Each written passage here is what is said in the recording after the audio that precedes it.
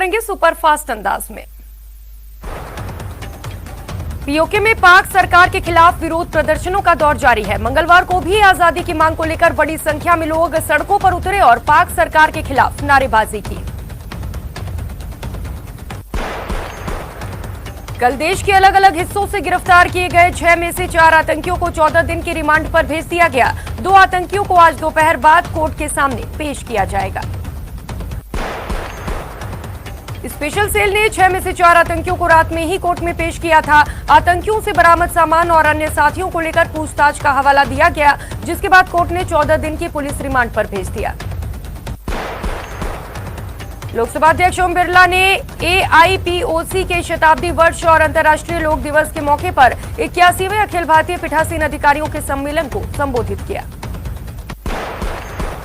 किसान आंदोलन की धार को तेज करने के लिए दिल्ली की तर्ज पर आज जयपुर में किसानों की संसद शुरू हुई है। अंतर्राष्ट्रीय लोकतंत्र दिवस पर हो रही किसान संसद में तीनों कृषि कानूनों को वापस लेने की मांग की जा रही है।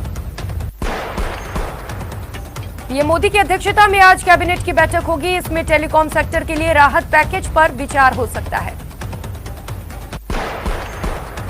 सेंट्रल विस्टा के लिए चल रहे निर्माण कार्य के बीच गुरुवार को प्रधानमंत्री नरेंद्र मोदी रक्षा मंत्रालय के करीब 7,000 कर्मचारियों के लिए नए डिफेंस कॉम्प्लेक्स का उद्घाटन करने जा रहे हैं। ये कर्मचारी फिलहाल साउथ ब्लॉक के आसपास हट्स में चल रहे दफ्तरों में कार्यरत हैं। गुजरात के नए मुख्यमंत्री भूपेंद्र पटेल की कैबिनेट में आज 10 मंत्रियों को शपथ दिलाई जा सकती है। नए मंत्रिमंडल में विजय रूपाणी सरकार में शामिल अधिकांश चेहरे शायद नजर नहीं आएंगे। सूत्र बताते हैं कि विधायक से सीधे सीएम बने भूपेंद्र पटेल कुछ सीनियर मंत्रियों को स्थान दे सकते हैं, लेकिन नए चेहरों को अधिक प्राथमिकता दी जाएगी। हिमाचल प्रदेश के मुख्यमंत्री जयराम ठाकुर को भाजपा हाईकमान ने दिल्ली बुलाया है। उनके साथ पार्टी पदाधिकारियों को भी बुलाया गया है। इससे हिमाचल के राजनीतिक गलियारों में चर्चाएं तेज हो गई हैं। मुजफ्फरपुर सीजेएम कोर्ट ने यूपी के मुख्यमंत्री योगी आदित्यनाथ पर परिवाद दर्ज कराया है। सीएम पर सामाजिक कार्यकर्ता तमन्ना हाशमी ने परिवाद दर्ज करवाया है। 17 सितंबर को प्रधानमंत्री नरेंद्र मोदी का 71वां जन्मदिन है। बिहार के मुख्यमंत्री नीतीश कुमार उनके जन्मदिन पर बड़ा जलसा करने वाले हैं। इस दिन कोविड-19 वैक्सीनेशन का बड़ा अभियान चलाया जाना है।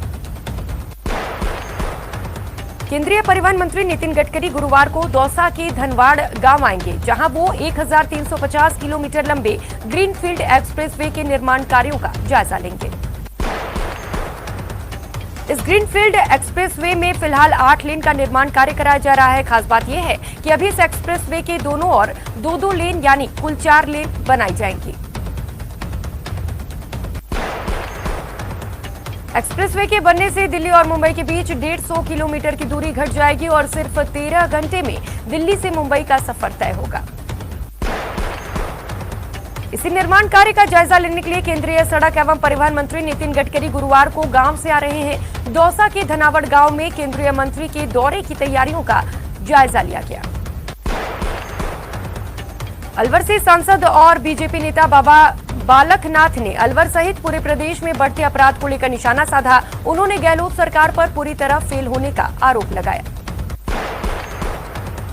सांसद ने भिवाड़ी में बेकरी पर ताबड़तोड़ फायरिंग घटना की निंदा की। उन्होंने चेतावनी दी कि इस गोलीकांड के आरोपियों को जल्द गिरफ्तार नहीं किया गया तो बड़ा आंदोलन किया जाएगा। अंडमान निकोबार द्वीप समूह में मंगलवार बुधवार की दरमियान रात भूकंप के झटके महसूस किए गए। रेक्टर पैमाने पर इसकी तीव्रता 5.0 रही। श्रीलंका के तेज गेंदबाज लसिथ मलिंगा ने T20 क्रिकेट से संन्यास ले लिया है। उन्होंने अपने नए यूट्यूब चैनल पर इसकी घोषणा की। लसिथ मलिंगा T20 फॉर्मेट से चौथे सबसे सफल गेंदबाज हैं। मलिंगा दुनिया की सबसे बड़ी T20 लीग IPL में सबसे ज्यादा विकेट लेने वाले गेंदबाज भी हैं। भीषण आर्थिक तंगी से जूझ रहे पाकिस्तान में क्रिकेट खिलाड़ियों की सैलरी 250% तक बढ़ाई गई है। इसका सबसे ज्यादा फायदा ग्रुप डी के प्लेयर्स को होगा। Angel broking is now angel one. पर क्यों? क्योंकि एवरीवन डिजर्व्स ट्रांसपेरेंसी। जीएसटी परिषद की 17 सितंबर को होने वाली बैठक में संभवतः पेट्रोल और डीजल की जीएसटी के तहत लाने पर विचार हो सकता है। ये एक ऐसा कदम होगा जिसके लिए केंद्र और राज्य सरकारों को राजस्व के मोर्चे पर जबरदस्त समझौता करना होगा। देश में लगातार 80 दिन से कोरोना के नए मरीजों का आंकड़ा 50,000 से कम है। आज सुबह स्वास्थ्य मंत्रालय की ओर से जारी ताजा आंकड़ों के अनुसार पिछले 24 घंटे में 27,176 कोरोना के नए मामले सामने आए। वहीं पिछले 24 घंटे में 284 कोरोना संक्रमितों की जान चली गई। 38,012 लोग कोरोना से ठीक हुए, यानी 11,120 एक्टिव केस कम हो गए।